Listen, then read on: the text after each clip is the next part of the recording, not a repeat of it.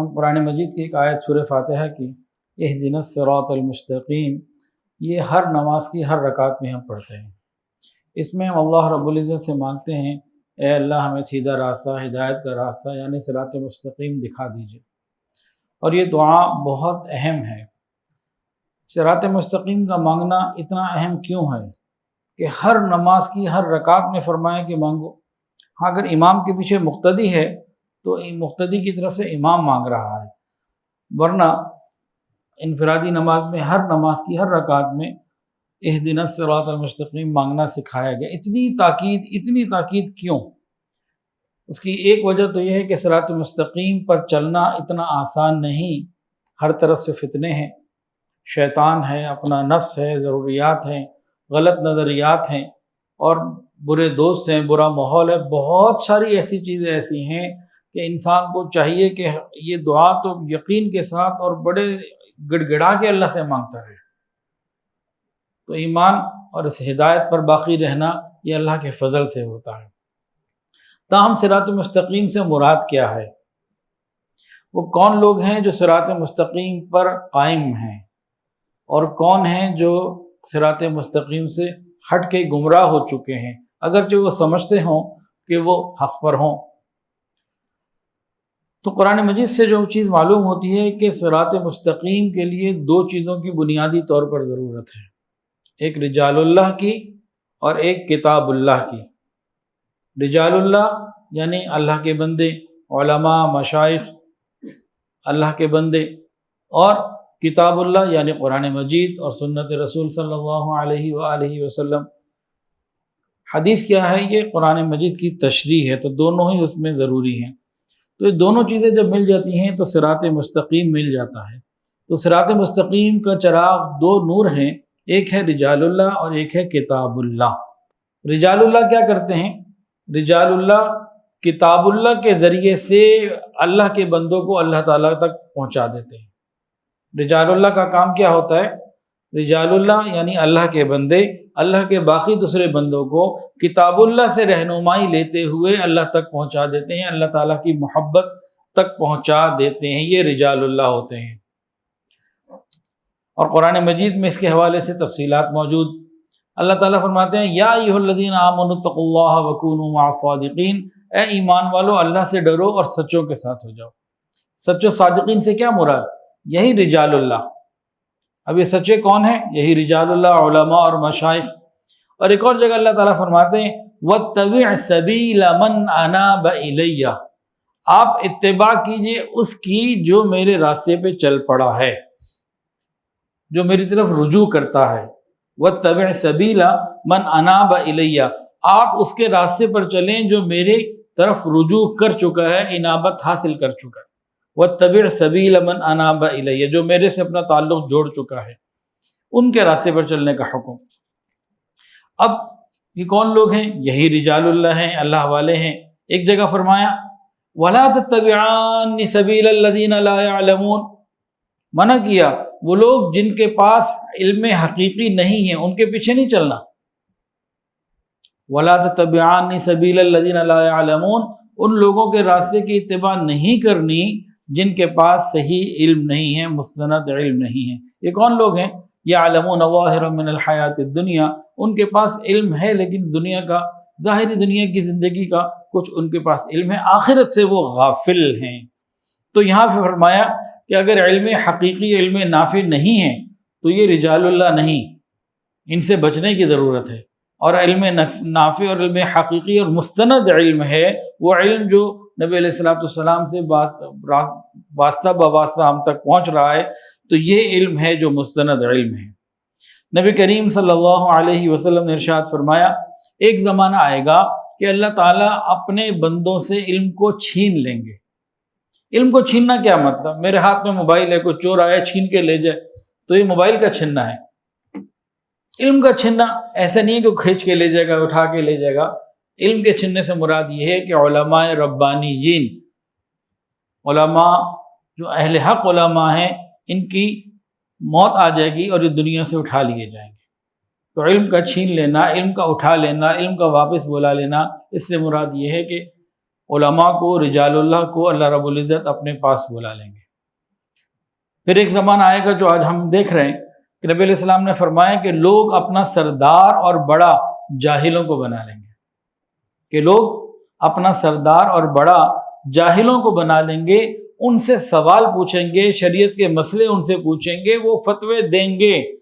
یہ فتوے دینے والے خود بھی گمراہ ہوں گے، دوسروں کو بھی گمراہ کریں گے۔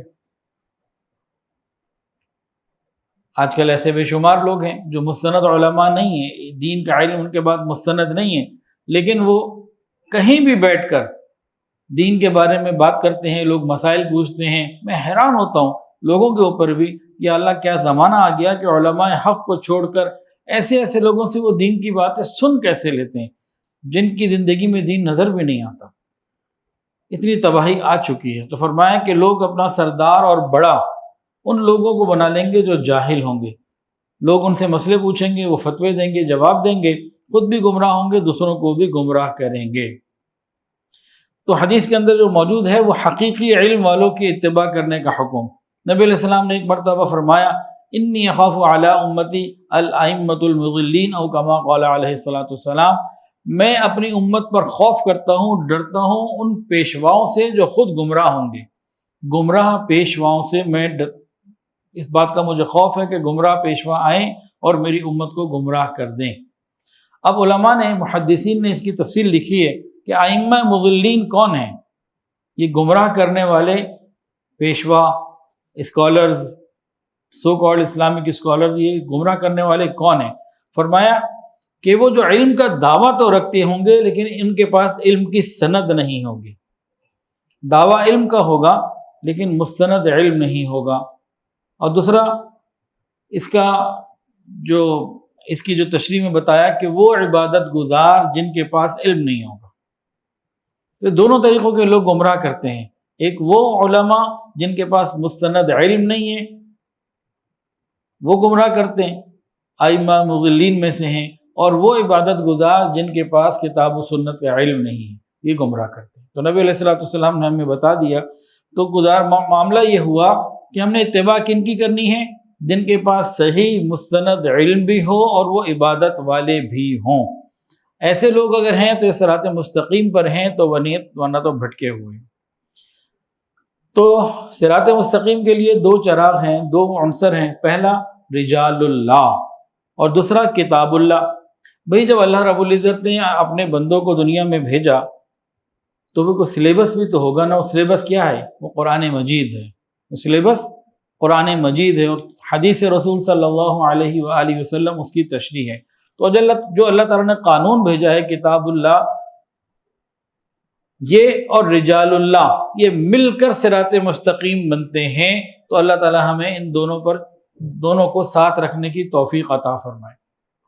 قرآن مجید میں ایک جگہ اللہ تعالیٰ ارشاد فرماتے ہیں لقد ارسلنا رسلنا بالبینات وانزلنا معهم الکتاب والمیزان لیقوم الناس بالقسط، کہ ہم نے رسولوں کو، یعنی رجال اللہ کو، رسول کون ہے؟ رجال اللہ، کہ ہم نے رسولوں کو، رجال اللہ کو بھیجا واضح دلائل کے ساتھ، اور ہم نے ان کے ساتھ کتاب بھی اتاری، ترازو بھی اتارا، تاکہ لوگوں کو اعتدال والا راستہ مل جائے۔ یعنی صراط مستقیم کے لیے دونوں چیزیں ضروری ہیں، کتاب اللہ اور رجال اللہ۔ اب اتنی لمبی تمہید جو بیان کی ہے، اس کی وجہ کیا ہے اور اس ساری بات کا خلاصہ کیا ہے؟ وجہ یہ ہے اس ساری تمہید کا کہ ہمیں معلوم ہو جائے کہ حق پر کون ہے، اور اس ساری بات کا خلاصہ یہ ہے کہ کتاب اللہ کے ذریعے سے رجال اللہ معلوم ہوتے ہیں، کتاب اللہ کے ذریعے سے رجال اللہ کی پہچان ہوتی ہے، کتاب اللہ کے ذریعے سے رجال اللہ کو ہم سمجھ سکتے ہیں، اور کتاب اللہ کو سمجھنے کے لیے رجال اللہ کی ضرورت ہوتی ہے، کہ وہ رجال اللہ کتاب اللہ سے ہمیں صحیح راستے پر چلاتے ہیں۔ تو رجال اللہ کتاب اللہ کے اوپر چلا کر ہمیں منزل تک پہنچا دیتے ہیں۔ اب اس ساری بات کے بعد حضرت آدم علیہ السلام سے لے کے آج تک، حضرت آدم علیہ السلام سے لے کے آج تک 4 طریقے کے طبقے آئے ہیں، 4 طریقے کے لوگ آئے ہیں، 4 طبقات آئے ہیں۔ حضرت آدم علیہ السلام سے لے کے حضرت آدم علیہ السلام سے لے کے جناب رسول اللہ صلی اللہ علیہ وآلہ وسلم تک اگر ہم ساری امتوں کو دیکھیں تو 4 طبقات بنتے ہیں، اور نبی علیہ السلام سے لے کے آج تک کے زمانے کو دیکھیں تو بھی 4 ہی طبقات بنتے ہیں۔ یہ 4 طبقے کون سے ہیں؟ پہلا طبقہ وہ ہے جنہوں نے رجال اللہ کا بھی انکار کیا، کتاب اللہ کا بھی انکار کیا، گمراہ ہو گئے۔ پہلا طبقہ کون سا؟ جنہوں نے رجال اللہ اور کتاب اللہ دونوں کا انکار کیا، اپنی عقل کو بنیاد بنایا، اپنی خواہشات کو بنیاد بنایا، اپنے نظریات کو بنیاد بنایا، نہ کتاب اللہ سے روشنی لی نہ ہی رجال اللہ سے روشنی لی، ہدایت کے دونوں چراغوں سے محروم ہو کر گمراہی میں بھٹک گئے۔ تو پہلا طبقہ کون سا؟ جو رجال اللہ اور کتاب اللہ دونوں کا انکار کر بیٹھا۔ دوسرا طبقہ کون سا؟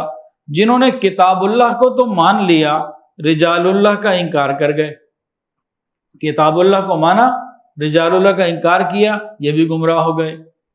تیسرا طبقہ جس کو قرآن مجید نے بیان کیا، جنہوں نے رجال اللہ ہی کو سب کچھ سمجھ لیا اور کتاب اللہ کو چھوڑ دیا۔ اور چوتھا طبقہ وہ ہے جنہوں نے کتاب اللہ کو بھی پکڑا اور رجال اللہ کو بھی پکڑا، دونوں کو تھام لیا۔ یہ ہیں صراط مستقیم والے۔ تو 4 طبقات حضرت آدم علیہ السلام سے لے کے نبی علیہ السلام تک قرآن میں بیان ہوئے، 4، اور اسی طریقے کے 4 نبی علیہ السلام سے لے کے آج تک موجود ہیں، اور آج ہمارے معاشرے میں بھی موجود ہیں۔ اب ذرا ہم آتے ہیں کہ وہ طبقہ جس نے رجال اللہ کا بھی انکار کیا اور کتاب اللہ کا بھی انکار کیا، اور قرآن مجید میں ان کا ذکر، حدیث رسول صلی اللہ علیہ وآلہ وسلم میں ان کا ذکر، یہ کون لوگ ہیں؟ مثال کے طور پر حضرت نوح علیہ السلام کی قوم، قوم عاد، قوم سمود، قوم شعیب، قوم لوط علیہ السلام، قوم ابراہیم علیہ السلام اور مشرکین عرب، ان لوگوں نے کتاب اللہ کو اور رجال اللہ کو دونوں کا انکار کر دیا۔ کیا کہتے تھے یہ؟ انا لنراک فی سفاہہ، انبیاء کو کہتے تھے ہم تو آپ کو بیوقوف سمجھتے ہیں، نعوذ باللہ، انا لنراک فی ضلال مبین، ہم تو آپ کو گمراہی پر سمجھتے ہیں، نعوذ باللہ، یہ انبیاء کرام کو کہتے تھے۔ یہ تمام اس قسم کی قوموں کی باتیں قرآن مجید میں مختلف انداز سے نقل ہوئی ہیں، ان سب کا مجموعی طور پر یہی کہنا تھا کہ وہ رجال اللہ کا انکار کرتے تھے۔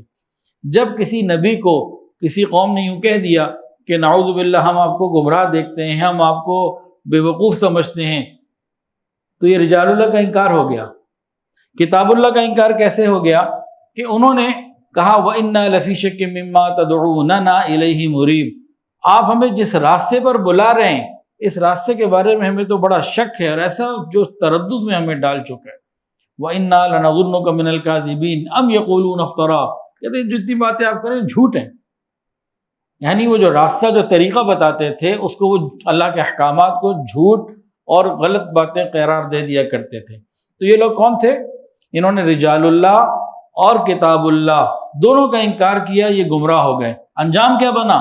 قرآن مجید نے ان کا انجام لکھا ہے، بیان فرمایا فَمِنْهُمْ مَنْ أَرْسَلْنَا عَلَيْهِ حَاصِبًا وَمِنْهُمْ مَنْ أَخَذَتْهُ الصَّيْحَةُ وَمِنْهُمْ مَنْ خَسَفْنَا بِهِ الْأَرْضَ وَمِنْهُمْ مَنْ أَغْرَقْنَا وَمَا كَانَ اللَّهُ لِيَظْلِمَهُمْ وَلَكِنْ كَانُوا أَنفُسَهُمْ يَظْلِمُونَ۔ اللہ فرماتے ہیں کہ کتاب اللہ اور رجال اللہ دونوں کو انکار کرنے والوں کے بارے میں فرمایا کہ ان میں سے کسی پر ہم نے پتھراؤ بھیجا، کسی کے اوپر خوفناک آواز، کسی کو زمین میں دھسا دیا، کسی کو پانی میں ڈبو دیا، اور ہاں اللہ کی شان یہ نہیں تھی کہ اس طرح سے معاملہ ہوتا، یہ خود اپنی جانوں پر ظلم کرنے والے تھے۔ تو یہ تو کن کا انجام ہوا؟ جنہوں نے کتاب اللہ اور رجال اللہ دونوں کا انکار کیا۔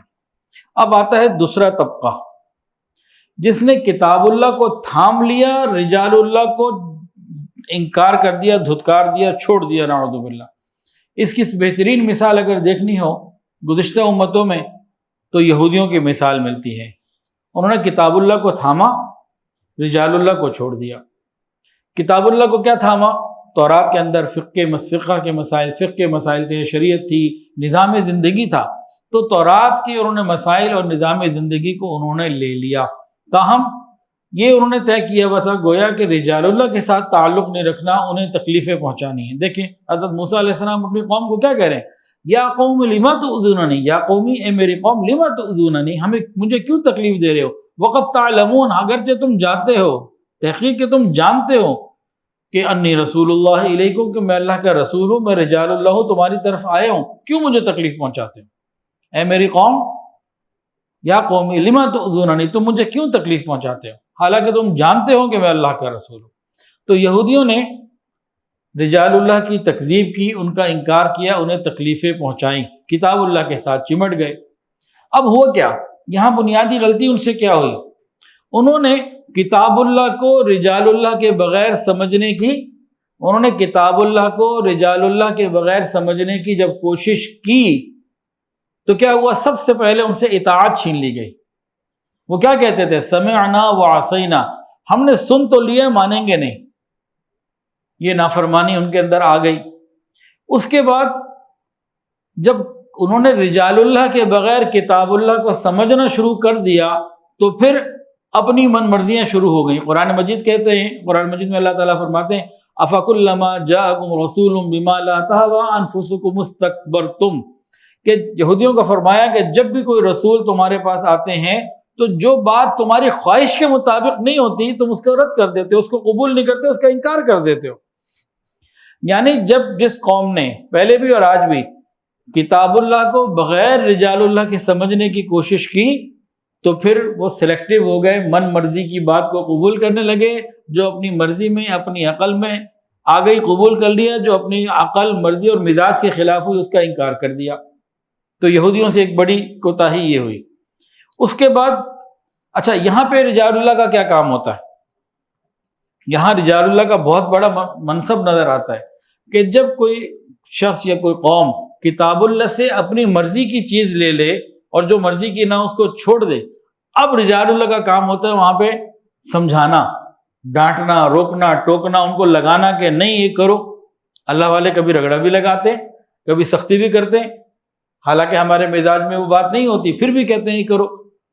تو انسان جو رجال اللہ کو مانتا ہے پھر ان کی ماننے کے بعد کرنا پڑتا ہے اس کو۔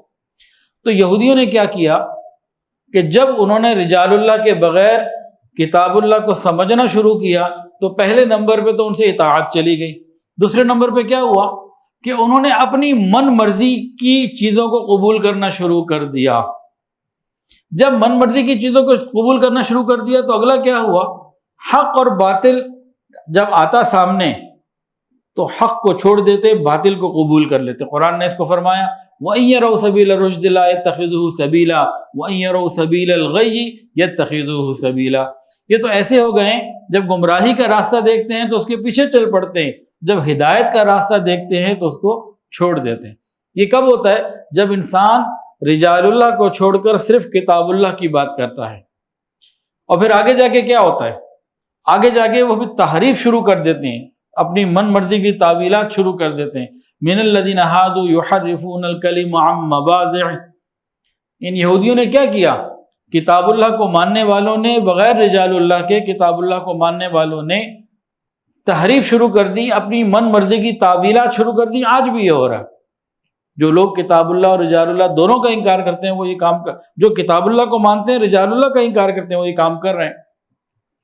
پھر اس کے بعد کیا ہوتا ہے؟ اس کے بعد دل سخت ہو جاتا ہے، اور سخت ہو کے پتھر سے بھی زیادہ سخت ہو جاتا ہے۔ وہ کیا قرآن نے فرمایا ثم قست قلوبکم من بعد ذلک فہی کالحجارۃ او اشد قسوہ۔ دیکھیں رجال اللہ والوں کے پاس بیٹھ کر دل نرم ہوتے ہیں، تو انہوں نے کتاب اللہ کو تھاما، رجال اللہ کا انکار کیا۔ جب رجال اللہ کا انکار کیا تو دل سخت ہو گئے، اور رجال اللہ کی صحبت، اللہ والوں کی صحبت سے دل ہی تو نرم ہوتے ہیں، دلی پہ تو یہ محنت کرتے ہیں۔ انبیاء کرام نے دلوں کو محنت کا میدان بنایا۔ اب جب یہ رجال اللہ سے کٹے تو دل کا کیا حال ہوا؟ ثم قست قلوبکم من بعد ذلک فہی کالحجارۃ او اشد قسوہ، ان کے دل سخت ہو گئے گویا کہ پتھر، بلکہ پتھروں سے بھی زیادہ سخت۔ یہ سختی کتنی انتہا تک پہنچی؟ پتھروں سے بھی زیادہ سختی جو ان کے اندر آ گئی تھی، کہاں تک پہنچی؟ وَيَقْتُلُونَ النَّبِيِّينَ بِغَيْرِ حَقٍّ، انبیاء کرام کا، رجال اللہ کا قتل ہی کرنے لگے۔ یہ سختی کتنی بڑی کہ رجال اللہ کا قتل ہی کرنے لگے۔ آج علماء کو شہید کیا جاتا ہے تو رجال اللہ کو قتل کرنے لگے۔ جب دل سخت ہوتا ہے تو یہاں تک انجام پہنچتا ہے۔ نتیجہ کیا ہوا؟ وَبَاءُوا بِغَضَبٍ مِّنَ اللَّهِ، اللہ تعالیٰ کی غضب اور لعنت کے مستحق ہو گئے۔ کون لوگ؟ جنہوں نے کتاب اللہ کو تھاما، رجال اللہ کو چھوڑ دیا۔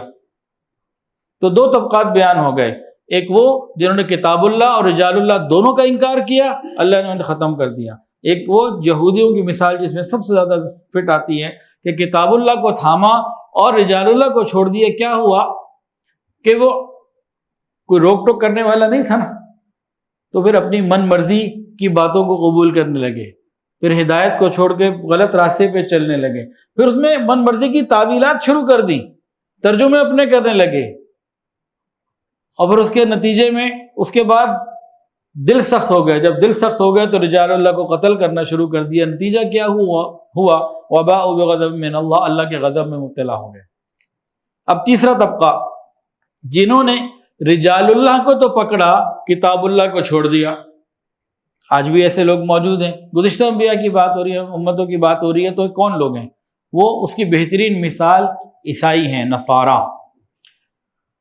عیسائیوں کو جو اللہ نے کتاب دی وہ انجیل، اس کو یوں سمجھ لیں کہ وہ تزکیہ اور اخلاق کی کتاب ہے۔ انجیل آپ سمجھنے کی خاطر ہم کہہ سکتے ہیں تزکیہ اور اخلاق کی کتاب ہے۔ اس میں مناجات ہیں، اللہ کے ساتھ تعلق کی باتیں ہیں۔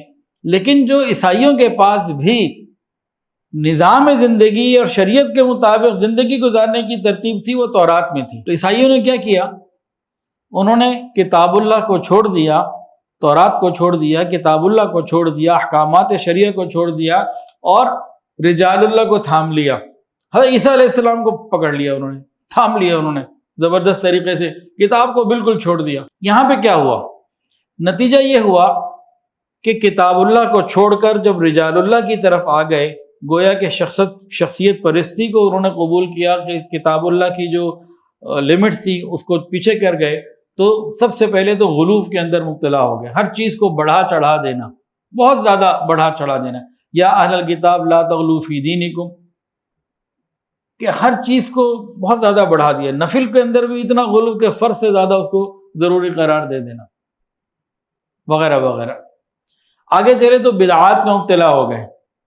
پہلے دین میں غلو کیا، اس کے بعد بدعات۔ قرآن کے اندر آتا ہے وَرَهْبَانِيَّةً ابْتَدَعُوهَا مَا كَتَبْنَاهَا عَلَيْهِمْ إِلَّا ابْتِغَاءَ رِضْوَانِ اللَّهِ فَمَا رَعَوْهَا حَقَّ رِعَایَتِهَا۔ راہب بننا یہ خود انہوں نے اپنے لیے خود ہی تجویز کر لیا تھا، اور اس لیے تجویز کیا تھا کہ ہم اللہ کی رضا کو پہنچیں گے، اور اپنے اوپر خود ہی بہت ساری پابندیاں لگا لیں، اور بعد میں خود اپنی ہی طے کردہ چیز کے اوپر پورا نہ آ سکے۔ فما رعوها حق رعایتها، جو انہوں نے خود طے کیا تھا میزان، اس کو جیسے آج بھی دیکھیں نا کہ کتنے راہب اور پادری ایسے ہیں جو کہتے ہیں ہم شادی نہیں کریں گے لیکن گناہ کی زندگی گزارتے ہیں، تو اس کا یہ مطلب تو نہیں تھا نا۔ تو بہت ساری اور اس میں تفصیلات ہیں۔ تو یہ کیا ہوا؟ پہلے غلو میں مبتلا ہوئے، اس کے بعد بدعات میں مبتلا ہو گئے۔ انہوں نے کتاب اللہ کو چھوڑا تھا نا، اور رجال اللہ کو ہی سب کچھ سمجھ لیا، تو بالآخر انہوں نے رجال اللہ کو احکامات دینے کا بھی اختیار دے دیا۔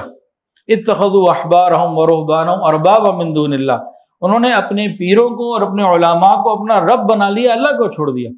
جو پیر صاحب کہتے ہیں وہ ماننی ہے، جو علماء کہتے ہیں وہ ماننی ہے، رب کی نہیں ماننی، کتاب کی نہیں ماننی، یہاں تک یہ آگے نکل گئے۔ اور پھر اس کے انتہا کہاں ہو پہنچی؟ ان اللہ ثالث ثلاثہ، وہ حضرت عیسیٰ علیہ السلام کو، ان کی والدہ کو اللہ ہی بنا بیٹھے، نعوذ باللہ۔ یہ کون لوگ ہیں؟ جنہوں نے کتاب اللہ کو چھوڑ کر رجال اللہ کے پیچھے لگے، یعنی شخصیت پرستی میں اتنا آگے گئے کہ وہ جو کتاب اللہ نے شخصیت کے اندر ایک توازن دیا تھا، اس توازن سے آگے نکل گئے اور بندوں کو خدا بنا بیٹھے۔ تو شروع کہاں ہوا؟ غلو سے، پھر بدعات، اس کے بعد شرک تک چلے گئے۔ تو یہ طبقہ بھی گمراہ ہوا۔ تو تین طبقات کا ذکر ہو چکا۔ ایک وہ طبقہ جنہوں نے رجال اللہ اور کتاب اللہ دونوں کا انکار کیا، گمراہ ہو گئے۔ ایک وہ جنہوں نے کتاب اللہ کو تو پکڑا، رجال اللہ کا انکار کیا، دل سخت ہو گئے اور رجال اللہ کو قتل کرنے لگے۔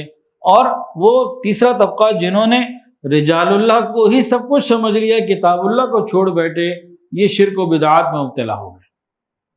تو تینوں گمراہ ہو گئے۔ ہم نے تو اللہ سے مانگنا ہے اہدنا الصراط المستقیم، ابھی مغرب میں بھی یہی مانگا ہے، ہر رکعت میں مانگا ہے۔ اب صراط مستقیم والا طبقہ کون سا ہے؟ وہ چوتھا طبقہ، جنہوں نے کتاب اللہ اور رجال اللہ دونوں کو تھاما، جنہوں نے کتاب اللہ اور رجال اللہ دونوں کو تھاما، یہ لوگ ہیں صحیح راستے پہ۔ اللہ فرماتے ہیں هو الذی بعث فی الامیین رسولا منہم یتلو علیہم آیاتہ ویزکیہم ویعلمہم الکتاب والحکمہ وان کانوا من قبل لفی ضلال مبین۔ اس آیت میں اللہ تعالیٰ نے صحابہ کے بارے میں بیان فرمایا کہ اللہ تعالیٰ نے امیوں میں ایک رسول بھیجا جو کتاب اللہ پڑھ کر سناتا ہے، یتلو علیہم آیاتہ، جو کتاب اللہ احکامات اللہ کے ان کو سناتا ہے اور ان کا تزکیہ کرتا ہے، ان کو اخلاق کی تعلیم دیتا ہے۔ فرمایا کہ انہوں نے کتاب اللہ کو بھی تھاما، رجال اللہ کو بھی تھاما، نبی علیہ السلام کو بھی، سب سے کائنات کی عظیم ترین ہستی کو بھی تھام لیا، تو یہ کامیاب ہو گئے۔ اور فرمایا کہ ان دونوں چیزوں کو تھامنے سے پہلے وَإِن كَانُوا مِن قَبْلُ لَفِي ضَلَالٍ مُبِينٍ، اس سے پہلے یہ لوگ کھلی گمراہی میں تھے۔ رجال اللہ اور کتاب اللہ دونوں کو ماننے سے پہلے، اتباع سے پہلے، دونوں گمراہی میں تھے، ان دونوں کے لوگ گمراہی میں تھے۔ جب انہوں نے کتاب اللہ کو بھی مانا، رجال اللہ کو بھی مانا، اب ان کے بارے میں قرآن کیا کہتا ہے؟ اللہ اکبر، اولئک هم الفائزون، ارے یہی تو کامیاب ہیں، اولئک هم الراشدون، ارے یہی تو ہدایت پر ہیں، اولئک هم الصادقون، ارے یہی صحابہ تو سچے ہیں۔ ورنہ پہلے کیا تھا؟ اولئک فی ضلال مبین، کہ بھئی پہلے تو یہ گمراہ تھے، اب یہی سب سے زیادہ ہدایت پر آ گئے۔ تو ابھی تک ہم کہاں پہ ہیں؟ حضرت آدم علیہ السلام سے لے کر ابھی ہم کہاں پہنچے ہیں؟ ہم پہنچے ہیں آدم علیہ السلام سے لے کے نبی کریم صلی اللہ علیہ وآلہ وسلم تک، اور 4 طبقات قرآن میں ذکر ہو گئے۔ ایک وہ جنہوں نے نہ کتاب اللہ کو مانا نہ رجال اللہ کو، دوسرا وہ جنہوں نے کتاب اللہ کو مانا، رجال اللہ کا انکار کیا، تیسرے وہ جنہوں نے رجال اللہ کو مانا، کتاب اللہ کو چھوڑ دیا، اور چوتھے وہ جنہوں نے دونوں کو مانا۔ تو یہاں تک آ گئے۔ اب ایک حدیث سنیے، نبی علیہ السلام نے ایک پیشن گوئی کی، ہمیں اطلاع دی۔ نبی کریم صلی اللہ علیہ وآلہ وسلم نے ارشاد فرمایا اپنی امت کے حوالے سے، صحابہ کرام سامنے بیٹھے، فرمایا کہ تم پہلی امتوں کی ایک ایک بالشت اور ایک ایک گز کی اتباع کرو گے، یہاں تک کہ وہ کسی گو کے بل میں، سوراخ میں داخل ہوئے تو تم بھی داخل ہوگے، وہ ایک جانور ہے، تم بھی ان کی اتباع کرو گے۔ تو صحابہ نے پوچھا یا رسول اللہ، کیا یہود و نصارہ مراد ہیں، عیسائی اور یہودی مراد ہیں، کیا یہ لوگ مراد ہیں؟ فرمایا فمن، اور کون مراد ہے؟ یہی تو مراد ہیں۔ اب یہاں نبی علیہ السلام نے ایک خبر دی کہ آپ صلی اللہ علیہ وآلہ وسلم کی امت کے اندر بھی یہ 4 طبقات آئیں گے، اور آج اگر ہم دیکھیں تو اس وقت 4 کے 4 طبقات موجود ہیں۔ آج کے 4 طبقات کیا کہتے ہیں، اس کو دیکھنا ہے، پھر آخر میں دیکھنا ہے کہ میں اور آپ کس طبقے میں ہیں۔ آج کا بیان ذرا روٹین سے بہت ہٹ کر ہے، لیکن بہرحال یہ ایک اہم بات ہے۔ تو آج یہ 4 طبقات ہمیں کیسے نظر آتے ہیں؟ تو اس امت میں بھی 4 طبقے موجود۔ پہلا طبقہ جس نے کتاب اللہ کو بھی چھوڑا، رجال اللہ کو بھی چھوڑا، کہنے کو مسلمان کہلاتے ہیں، آج ہمارے معاشرے میں ہر طرف بے شمار نظر آتے ہیں، یہ کون لوگ ہیں؟ جناب آپ نے کبھی سنا ہے کہ نہیں اب تو قرآن مجید کی تعبیرات جو 1400 سال سے ہیں یہ تو قابل عمل نہیں رہیں، سود کے بغیر تو اب نظام چل ہی نہیں سکتا۔ ٹھیک ہے قرآن میں ہے، لیکن اب سود کے بغیر کیسے کام چلے جی؟ قرآن کا خاندانی نظام، حیا اور پاک دامنی والا نظام، قرآن مجید کی سزاؤں کا نظام، نہیں جی نہیں، یہ سب ہیومن رائٹس کے خلاف ہے، فلاں ہے، یہ ہے، وہ ہے، یہ نہیں ہو سکتا، وہ نہیں ہو سکتا۔ اب ذرا آج کے زمانے کے مطابق قرآن مجید کی تفسیر کو بدلنا پڑے گا۔ 1400 سال سے، صحابہ سے لے کے آج تک امت ایک بات پہ متفق چلی آ رہی ہے، اب اس کو بدلنا ہے۔ یہ کیا ہے؟ کتاب اللہ کا انکار ہے کہ نہیں؟ کتاب اللہ کا انکار اب کیسے آئے گا؟ یہی آئے گا نا۔ اب نبی علیہ السلام یہ کو اب تو دوبارہ آئیں گے نہیں، آخری نبی آپ تھے، آپ کے بعد کوئی نبی نہیں، اب کوئی وہی تھوڑی آئے گی۔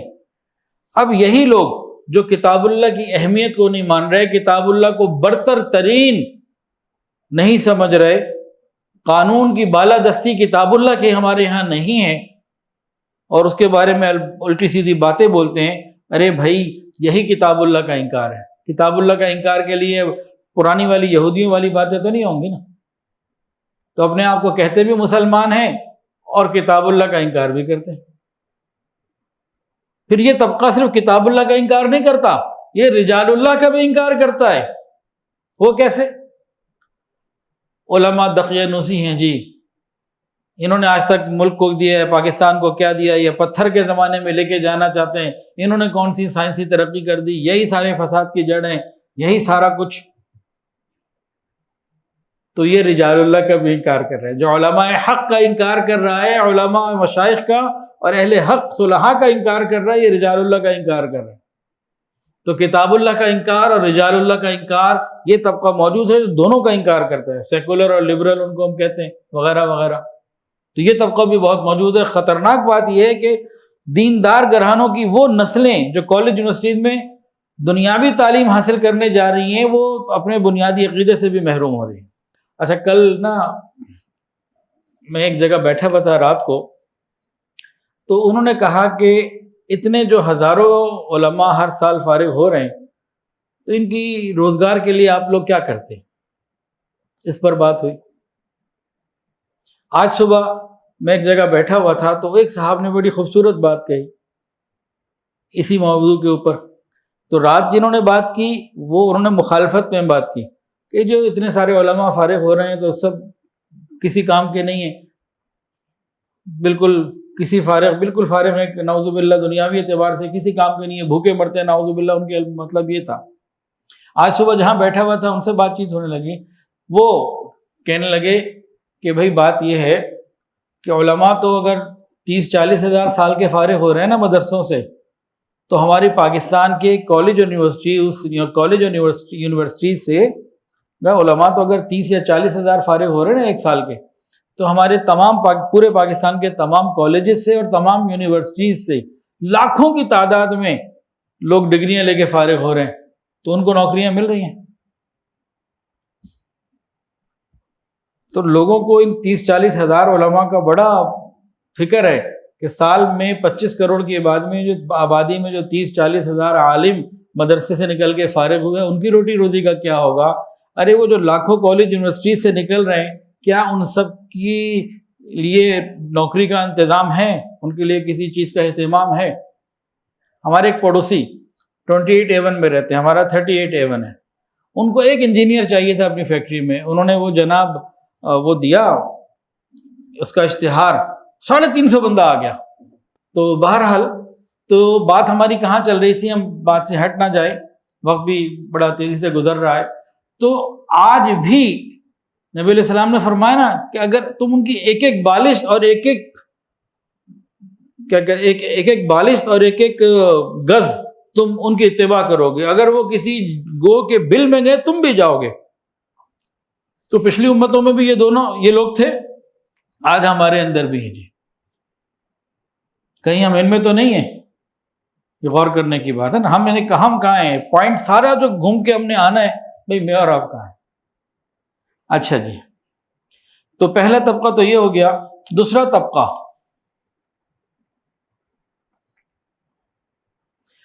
آج ہمارے اندر موجود ہے کہ جنہوں نے کتاب اللہ کو تو اختیار کیا اور کتاب اللہ کو رجال اللہ سے سمجھنا چھوڑ دیا، اپنی عقل، اپنی نظریات اور اپنی خواہشات، اپنے مزاج پر چل پڑے۔ وہ کتاب کو مانتے ہیں، قرآن کو مانتے ہیں، کہتے قرآن ہی سب کچھ ہے، ہمیں ضرورت ہی نہیں کسی بابے کی، بابے تو شہی کوئی نہیں۔ وہ کہتے ہیں علماء کی ضرورت ہی نہیں، وہ صرف کتاب اللہ کو پکڑ کے بیٹھے ہیں، حدیث کو پکڑ کے بیٹھے۔ اور جب وہ کتاب اللہ کو، حدیث کو بغیر علماء کے، بغیر اہل حق علماء کے، بغیر رجال اللہ کے سمجھتے ہیں، تو پھر وہ ساری باتیں جو بھی میں نے یہودیوں کی بتائی کہ من مرضی کی تعویلات، سیدنا علی المرتضیٰ رضی اللہ عنہ کے زمانے میں بھی ایسے لوگ تھے، یہ عقل پرست، یہ ہمیشہ سے ہر دور ہر زمانے میں رہے ہیں۔ حضرت علی کے زمانے میں کچھ عقل پرست تھے، انہوں نے کیا کہا، جناب نعوذ باللہ حضرت علی رضی اللہ تعالیٰ عنہ اہل بیت اطہار کے کتنے بڑی عظیم ہستی، صحابہ میں اتنا بڑا مقام، خلفائے راشدین میں نمبر 4، ان کو کافر نعوذ باللہ قرار دے دیا، جن کو نبی علیہ السلام فرمائے یہ بیت العلم ہے، باب العلم، تو ان کو جناب علی کافر تک قرار دے دیا۔ یہ کون تھے؟ جنہوں نے کتاب اللہ کو اپنی عقل سے سمجھا، رجال اللہ سے نہ سمجھا۔ اور انہوں نے دلیل کیا دی؟ ان کا جی ہم تو کتاب اللہ کو مانتے ہیں، اللہ نے کتاب میں فرمایا ان الحکم الا للہ، حکم تو اللہ کا ہے۔ اور آپ نے یہ کیا کیا کہ اس فیصلے کے اندر عمر بن عاص اور ابو موسیٰ اشعری رضی اللہ تعالیٰ عنہما ان کو اپنے فیصل بنا دیا، ان کو قاضی بنا دیا، تو یہ کیسے ہو سکتا ہے؟ فیصلے کا اختیار تو صرف اللہ تعالیٰ کے پاس ہے۔ تو لہٰذا یہ آپ نے قرآن کا حکم توڑا ہے، اس لیے آج کے بعد آپ مسلمان نہیں۔ حضرت علی رضی اللہ عنہ کو کافر قرار دے دیا۔ حضرت شیخ الاسلام صاحب کو گالیاں جو لوگ دے رہے ہیں تو بڑی تھوڑی بات ہے، حضرت علی رضی اللہ عنہ کو دیکھیں، لوگوں نے ان کو بھی سب کچھ کہا۔ یہ تو سنت پوری ہو رہی ہے، بڑوں کا مقام اور بڑا ہو رہا ہے۔ ہاں، ان کو برا کہنے والے اپنی آخرت خراب کر سکتے ہیں اگر توبہ نہ کی تو۔ اب عبداللہ ابن عباس رضی اللہ تعالیٰ عنہما آئے ان لوگوں کے پاس جنہوں نے سیدنا علی کے اوپر کفر کا فتویٰ لگا دیا تھا۔ ان کو خدا کے بندو قرآن کو تو دیکھو، قرآن کے اندر اللہ یہ کہتا ہے اگر کوئی محرم احرام کی حالت میں کسی خرگوش کو مار دے تو اس خرگوش کی قیمت لگانی ہو تو 2 عادل آدمیوں کو حکم بناؤ، قاضی بناؤ، ان سے فیصلہ کروا لو۔ تو قرآن تو انسانوں کو قاضی حکم بنانے کا اختیار دیتا ہے اور تم نہیں دیتے ہو۔ اب رجال اللہ سے جب کتاب اللہ کو سمجھا تو ان میں سے کچھ لوگوں کو ہوش آ گیا، عقل ٹھکانے آ گئی، توبہ کر لی۔ سب کو پھر نہ آئی، کوئی ضد بھی تو ہوتی ہے نا، میں نہ مانوں۔ تو جب جناب علی جب قرآن مجید کو رجال اللہ سے سمجھا جائے گا تو مسئلہ بھی ٹھیک ہوگا، خود سمجھیں گے تو پھر کام خراب ہوگا، پھر اسی طریقے سے چلے جائیں گے۔ اسی طرح کئی اور فرقے گزرے، وہ کہتے ہیں دنیا تو ایک وہم اور خیال ہے، اور اسی طرح کچھ کہتے ہیں کہ نعوذ باللہ نعوذ باللہ، اس فرقے کا نام ہے معطلہ، کہ بھئی اللہ تعالیٰ تو بس فارغ ہے، اللہ کو کام ہی کوئی نہیں ہے۔ اسی طرح ایک فرقہ کہتا ہے کہ انسان تو مجبور ہے، محض ہے، اس کے پاس کوئی اختیار نہیں۔ اسی قسم کے کچھ لوگ حدیث کا انکار بھی کر دیتے ہیں۔ جیسے ایک صاحب نے، مشہور آدمی تھے، انہوں نے جناب کہا کہ یہ جو بخاری شریف کی روایت ہے کہ حضرت سلیمان علیہ السلام نے ایک رات میں 100 بیویوں سے ملاقات کی، یہ کیسے ممکن ہے؟ اور کہنے لگے کیا تم بخاری شریف کے اوتھینٹک ہونے کی وجہ سے، صرف صحیح اور مستند سند کی وجہ سے ہم سے یہ بات منوا لو گے جو ہماری عقل میں نہیں آتی؟ اب انہوں نے اس بات کا انکار کیا تو رجال اللہ حضرت مولانا سلیم اللہ خان صاحب رحمۃ اللہ علیہ وفاق المدارس کے جو صدر رہے، انہوں نے پھر اس حیات سے جواب دیا، فرمایا کہ اے بھائی، تم نے حضرت سلیمان علیہ السلام کو اپنے اوپر کیوں قیاس کر لیا ہے؟ کیا تم اور سلیمان علیہ السلام نعوذ باللہ برابر ہو؟ اپنے اوپر قیاس کر کے کسی نبی کی بات کا تم کیسے بات کر سکتے؟ اللہ اکبر۔ تو یہ وہ طبقہ ہے جس نے کتاب اللہ کو مانا، رجال اللہ کو انکار کیا۔ جب کتاب اللہ کو مانا، رجال اللہ کا انکار کیا تو قرآن کی تشریح اپنی من مرضی، اپنی خواہش اور اپنے مفاد کے تحت کرنے لگے۔ جیسے کہ یہودیوں کی بات میں ہم سارا سن چکے ہیں، تقریباً وہ چیز آج ہمیں نظر آتی ہے۔ تیسرا وہ طبقہ جنہوں نے رجال اللہ کو تو پکڑ لیا اور کتاب اللہ کو چھوڑ دیا۔ رجال اللہ کو پکڑا، کتاب اللہ کو چھوڑا، تو بعض یہاں تک چلے گئے جو کہنے لگے کہ فلاں جو ولی ہیں، فلاں جو ہستی ہے، ان کے اندر نعوذ باللہ اللہ تعالیٰ کی روح حلول کر گئی، اللہ تعالیٰ ان کے اندر آ گیا، نعوذ باللہ۔ وہ پھر الگ سمت پہ چل پڑے۔ پھر انہوں نے کہا کہ شریعت کچھ اور ہے، طریقت کچھ اور ہے، کہ جو علماء کا دین کچھ اور ہے، پیروں کا دین علماء کا دین کچھ اور ہے، پیروں کا دین کچھ اور ہے۔ تمہاری نماز 5 وقت، ہماری نماز ہر ویلے تھے، مکے تھے، مدینے۔ وہ پھر کدھر اور چلے گئے۔ تو یہ بھی وہ طبقہ ہے جنہوں نے جو گمراہی کی طرف چلا گیا۔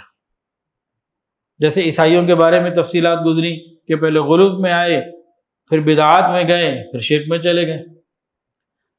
چوتھا طبقہ اس امت کے اندر جنہوں نے کتاب اللہ کو بھی مانا، رجال اللہ کو بھی مانا، وہ بالکل صحیح العقیدہ ہیں، یہ صراط مستقیم پر ہیں۔ یہ کون لوگ ہیں؟ یہ تمام اہل سنت والجماعت جو صحیح العقیدہ لوگ ہیں، سارے کے سارے وہ مراد ہیں۔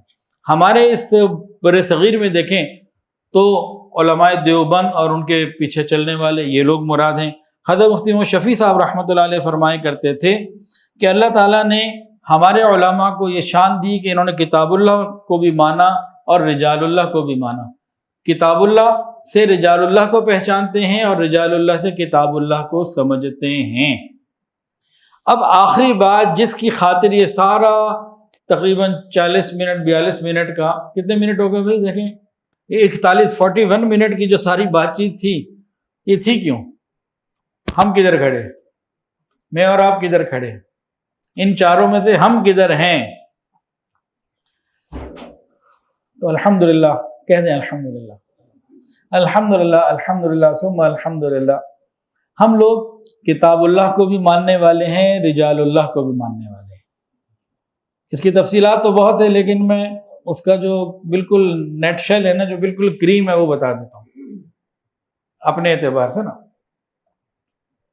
ہمارے شیخ حضرت پیر حافظ ذوالفقار احمد نقشبندی رحمۃ اللہ علیہ، ان کی زندگی کی ابتدائی زندگی کو دیکھیں، حضرت جی رحمۃ اللہ کی ابتدائی زندگی کو دیکھیں تو جناب کبھی آپ جا رہے ہیں شیخ وجیہ الدین صاحب رحمۃ اللہ علیہ کے پاس، کبھی حضرت بابو جی عبداللہ رحمۃ اللہ علیہ کی خدمت میں جا رہے ہیں، کبھی جامعہ اشرفیہ میں حضرت مولانا جمیل احمد رحمۃ اللہ، مفتی جمیل صاحب رحمۃ اللہ علیہ جو تھانوی، مفتی جمیل احمد تھانوی رحمۃ اللہ علیہ کی خدمت میں جا رہے ہیں، اور کبھی کراچی جا رہے ہیں سید زوار حسین شاہ صاحب رحمۃ اللہ علیہ کے پاس، اور بالآخر کہاں پہنچے؟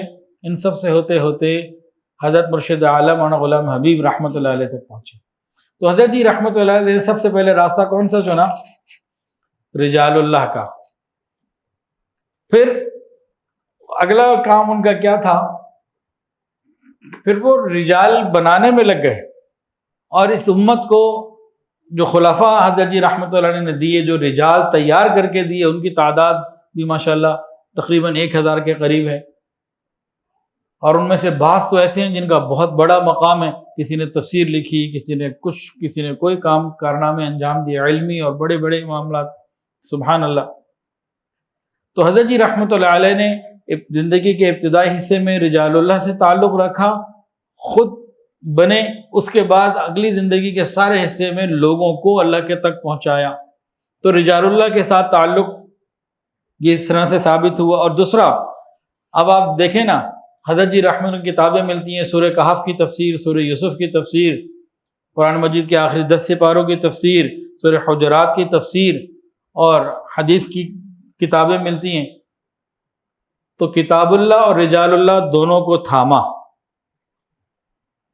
آج حضرت جی رحمۃ اللہ علیہ تو موجود نہیں ہیں، لیکن یہاں دو باتیں ہیں۔ ایک بات تو یہ ہے کہ مرنے کے بعد مشائخ کا فیض زندگی سے زیادہ ہو جاتا ہے، وفات کے بعد اللہ والوں کا جو فیض ہے وہ بڑھ جاتا ہے، کم نہیں ہوتا۔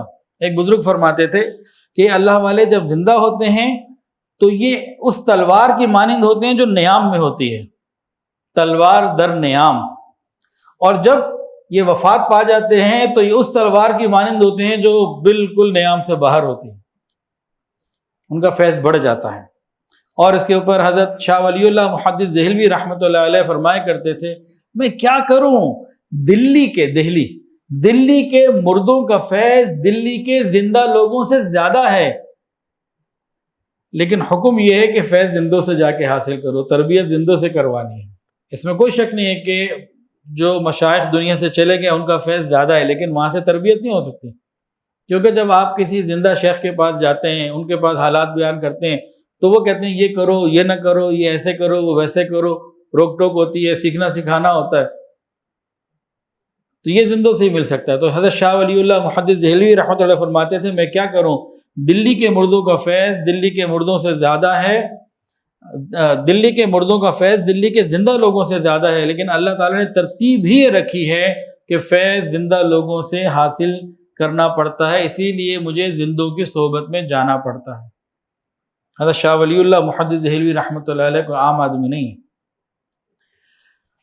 اللہ اکبر کبیرہ۔ حضرت مولانا اشرف علی تھانوی رحمۃ اللہ علیہ فرمایا کرتے تھے، اللہ کی قسم جب کوئی ولی اس دنیا سے رخصت ہو جاتا ہے تو اللہ پاک اس جگہ پر اپنا کوئی دوسرا بندہ بٹھا دیتے ہیں۔ اور یہی بات اس سے جو پچھلی بات تھی، حضرت شیخ الاسلام حضرت مفتی تقی عثمانی صاحب دامت برکاتہ العالیہ کا بھی کلپ میں نے تو سنا ہے، آپ لوگوں نے بھی شاید سنا ہو، کہ انہوں نے بھی فرمایا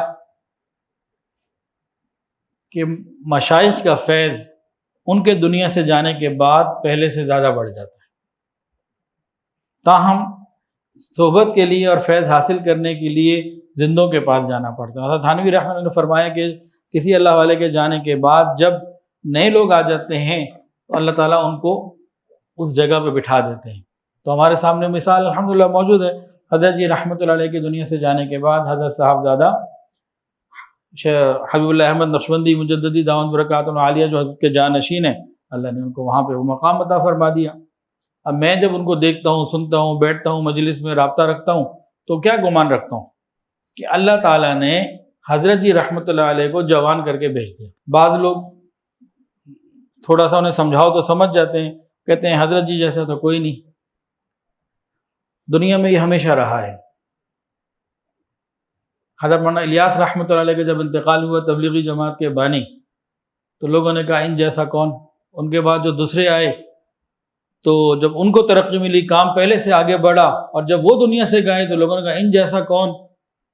ان کے بعد جب تیسرے آئے تو سر لوگوں نے یہ کہا کہ پہلے جیسے نہیں ہے، لیکن پھر کام اور بڑھا، پھر ان کا جب وقت آیا تو کہنے لگے ان جیسا کون۔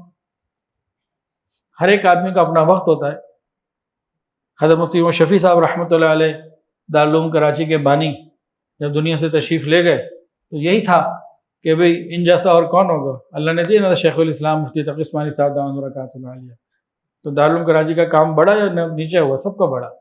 تو یہ کام بڑھتا ہے، فیض بڑھتا ہے۔ ہمیں چاہیے کہ ہم رجال اللہ اور کتاب اللہ والے راستے کو پکڑے رہیں اور اسی پر کاربند رہیں۔ جب کوئی بندہ ہمیں رجال اللہ سے توڑے، یعنی علماء سے اور مشائخ سے، تو ہم سمجھ لیں کہ وہ گمراہ ہے۔ جو کتاب اللہ سے توڑے، کہے کہ قرآن مجید آج نعوذ باللہ عمل کی کتاب نہیں رہی، پرانی باتیں ہو گئیں، حدیث پر عمل کی کوئی گنجائش نہیں رہی، حالات بدل گئے، تو ان لوگوں سے بھی بچنا ہے۔ اور جو دونوں کا انکار کرے وہ تو پرلے درجے کا ہے نا۔ یہ تینوں ایک سے بڑھ کر ایک ہیں۔ یہ نہیں ہم کہہ سکتے کہ دونوں کا انکار کرنے والا زیادہ گمراہ ہے یا کسی ایک کا انکار کرنے والا زیادہ گمراہ ہے، تینوں ہی گمراہی میں گمراہ ہیں۔ تو ہمیں کتاب اللہ اور رجال اللہ دونوں کو تھامنا ہے۔ اچھا، اب آج کل کے زمانے میں اگر ہم نے باطل کو پہچاننا ہو تو اس کی کیا پہچان ہے؟ ایک بات تو یہ ہے کہ جو ہمیں علماء کرام سے دور کرے وہ باطل ہے، سادہ سی بات، جو ہمیں علماء کرام سے دور کرے وہ باطل ہے۔ دوسری بات، جو ہمیں عمل سے دور کرے، یہ چھوڑ دو، اس کی ضرورت نہیں، یہ ایسے ہی ہے، وہ ویسی ہے، وہ باتیں ہیں علماء کی، تراویح نہ پڑھو، یہ نہ کرو، وہ نہ کرو، یہ کہاں لکھا ہے، وہ کہاں لکھا ہے۔ ایک تو عمل امت سے ویسے ہی دور ہو رہی ہے، اور مزید اشکالات اور شکوک و شبہات پیدا کر کے اور اعمال کو چھڑا دینا تو اور زیادہ خرابی کی طرف جا رہے ہیں۔ تو ایسے لوگوں سے بچنے کی ضرورت ہے۔ جو کتاب کی روشنی میں، جو اللہ والے کتاب اللہ کی روشنی میں ہمیں دین سمجھاتے ہیں، وہی بہترین ہیں۔ اللہ تعالیٰ مجھے اور آپ کو، ہم سب کو موت تک اسی طریقے سے کتاب اللہ اور رجال اللہ دونوں کے ساتھ جڑے رہنے کی توفیق عطا فرمائے۔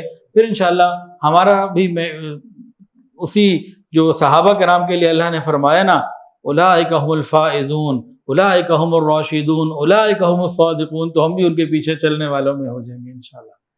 وآخر دعوانا ان الحمدللہ رب۔ ویڈیو کے نیچے سبسکرائب کے بٹن پہ کلک کریں، بیل کے آئیکن پہ کلک کیجئے تاکہ ہر نئی ویڈیو کی نوٹیفیکیشن آپ کو مل جائے۔